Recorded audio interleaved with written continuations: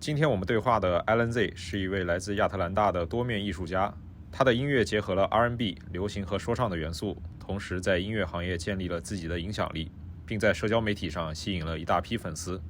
First question is, what does Asian American or Chinese American identity mean to you? So I think like the Asian American identity means that we're not just bounded by just our nationality, we're bounded by every group of Asian, right? Whether you're Southeast Asian, South Asian, or East Asian. So we share this kind of bond because unfortunately everyone thinks we are all the same. So, but that can also be a good thing where we can actually stand together for different issues and traumas and actually come together to find solutions for all our issues as a community. Yeah, definitely important to have solidarity, but also not be a monolith. Yeah, it's the fine line you got to walk. Yeah. Great. So I'd also love to just hear about your experiences sort of as an Asian American musician. So can you talk a little bit about your musical influences?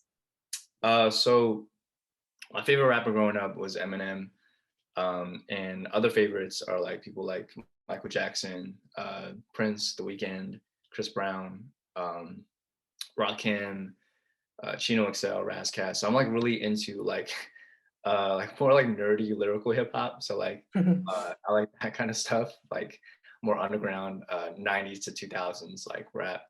But I'm also really obviously because I sing too, like I'm a big fan of like the classics, like people like mentioned like Michael Jackson, and like like Genuine and like authentic R&B type of musicians. And also like also like transitioning into acting. So like I'm a big like film buff as well. So I think for me like I dove into entertainment was to provide a voice. Like I don't feel like I have the authority to speak for everyone, but I feel like I can speak up for us. If there's like stuff that's going on and no one's addressing it, if you have a platform, you have the visibility to make some change. So I think being an entertainer was something I've always wanted to do because of that. Definitely.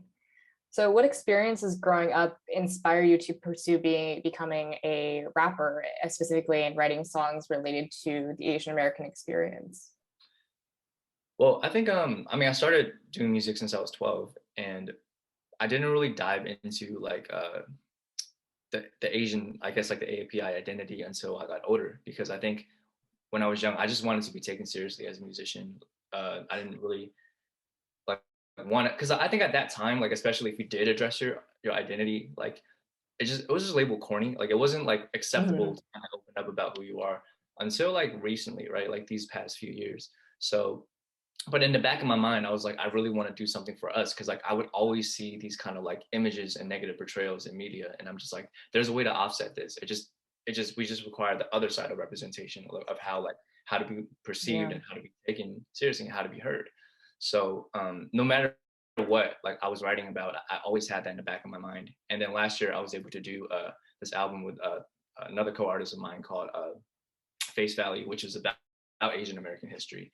And I think that's like a really proud work of mine because I put so much like research and history and like knowledge into that, right? It's like a pretty nerdy like concept of like our history and like what we've been through, right? And but on wax, like on a record that you can listen to just like on casually.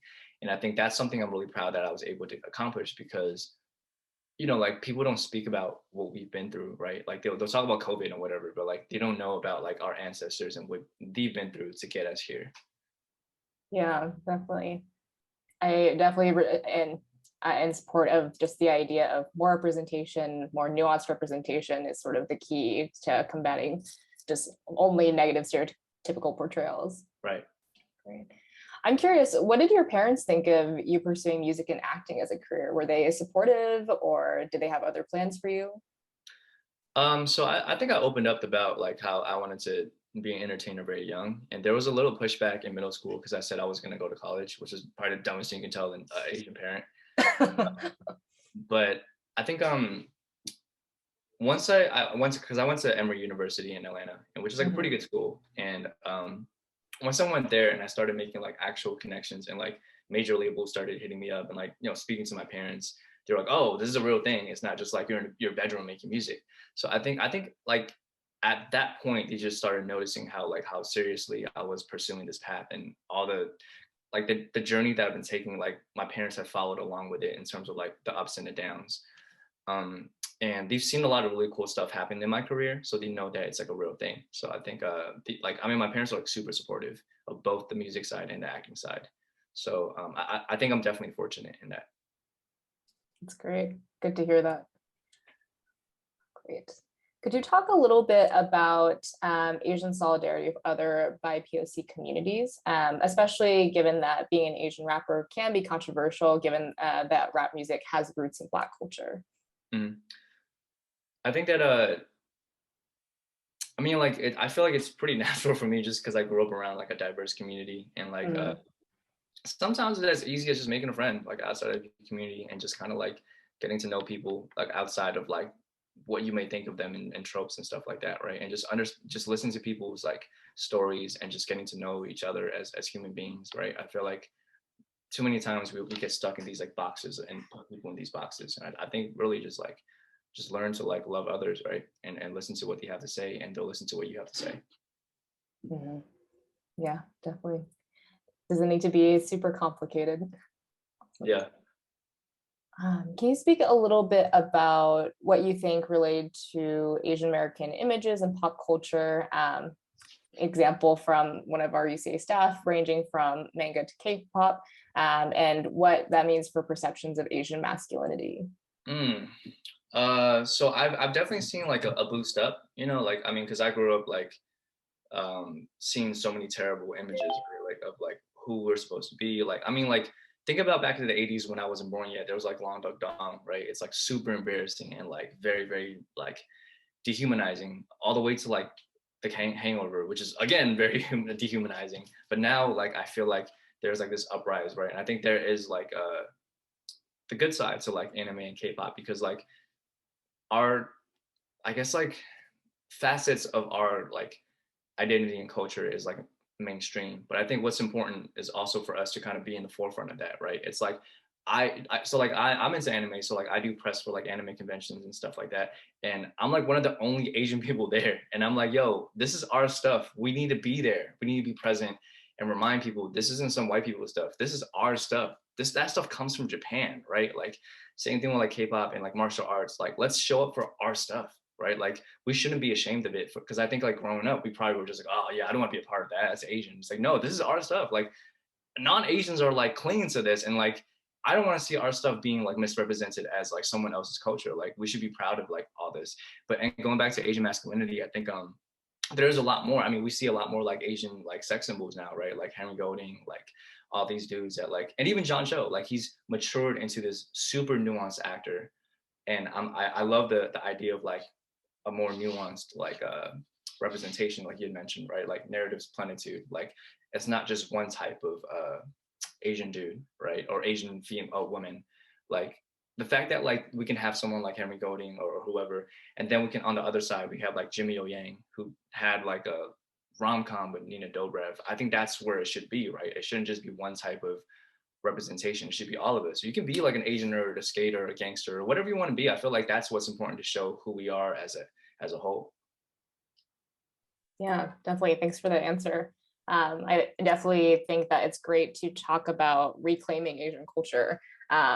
Seen my fair share of cringy non-Asians claiming Asian culture. So I definitely think it's important for us to be in those spaces and be proud of where we come from and what we bring to the table.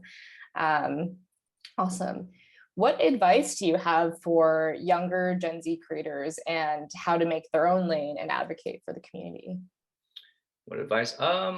I think that they're doing a good job. You know, like I feel like all the trauma that I've experienced, like a lot of these younger cats, like don't have that. So I think they're walking into the industry with a very like just like very like naive, but in a good way, where they're like they don't have this baggage. So I think they're doing a good job. It's just like don't let people stop you. Don't listen to unsolicited opinions, and just listen to your heart. Like whatever you feel is right is probably right, like in your intuition. So there's like, I don't know, I feel like I've actually had this conversation like 2 days ago, and I was like, man, like a lot of these artists that are like younger than me, like Gen Z artists, were Asian, like Audrey Nuna and all these people, like they're getting signed, like they're getting big deals. Like for people in my age, like millennials, like we had to go through the brunt of that, like where you go to a label and then they'll be like, oh, you're everything we want, but you're Asian. Or like, have you ever thought about going to Korea or China? Like we all of us went, like you ask anybody in my age range, we all went to that ringer, right? I feel like a lot of these guys like didn't, or guys and girls like they didn't have to go through that. So it's like they're doing better than we were in terms of that kind of I don't know, that arena, I guess. Yeah, I think that's definitely true. I think about all the time as someone who listens to K-pop, like there are certain artists who were American, but in order to sort of make their start in the music career, they went to the K-pop industry because it was easier entryway for them. But I also love that in like now we have large organizations like 88 Rising and you know Olivia Rodrigo, I think is like the first Asian American artist to hit like #1 on Billboard charts. So it's amazing that. I don't know about that. That. I think Far East Movement was like one of the first because he had a #1 song with like a G6. So they were like they were like the pioneers of not pioneers, but like one of the pioneers of chart topping hits for Asian American artists. Okay. Yeah, I mean that probably makes more sense. Yeah. No, I think it's just she was probably the first name that was like recognized in that way because she was like exploding in popularity. But she was in a TikTok wave that Right. Yeah, I'll have to look more into that song now. Great. Well, what are you looking forward to at this year's UCA convention, DC? Like, are there any specific topics that you're looking forward to speaking about with other Asian Americans? Yeah, I'm always like really interested in like Asian American media and like just I know there's like some Asians that like hate talking about representation, but for me I feel like because we haven't even gotten there, we need to like because people are like, oh, we're so past it. It's like, no, we're not. Do you see how people perceive us? It's like that's the starting point. Once we get past representation, that's the easy part where we have visibility and we have a voice, right? So I like discussing things with like other like Asian Americans about like where we are, right, in terms of media, how we can change that and what we need to move forward. You know what I'm saying? Like whether you're an artist, an actor, or screenwriter, or whatever it is. So yeah, that's what I'm looking forward to. Great. Well, we're so looking forward to having you at this year's convention.